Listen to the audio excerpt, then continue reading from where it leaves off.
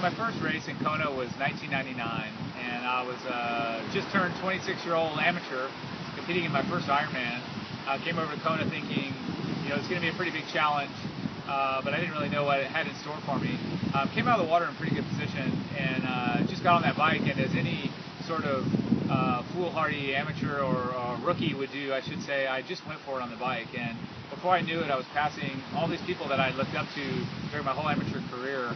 Greg Welch, Cam Whiteoff, Chucky V. These guys were just blowing by, and I thought, man, they're not doing so well. I must be a super stud out here, passing all these guys. And somewhere after Javi, I started getting passed back, and I realized I maybe got out a little hot. That was lesson number one. And coming through here into town, we used to finish riding our bikes all the way down to Leahy Drive, and then we had to climb up this hill that took you down to the pit.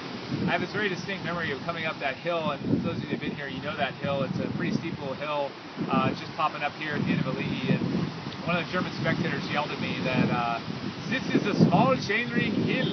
And when he yelled that, I thought, well, I guess he doesn't like the fact that I'm still in my big chainring, but it was sort of indicative of my mindset. Like, I'm coming here to swim and bike my brains out, and who cares what happens on the run? So I just threw caution to the wind, and next thing I know, I'm in the pit, and I'm starting the marathon, and got passed by Greg Welch.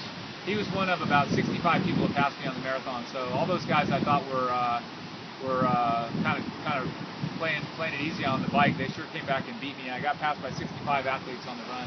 It was a great experience for me. I had a blast, finished 85th, and it was Kona number one for me.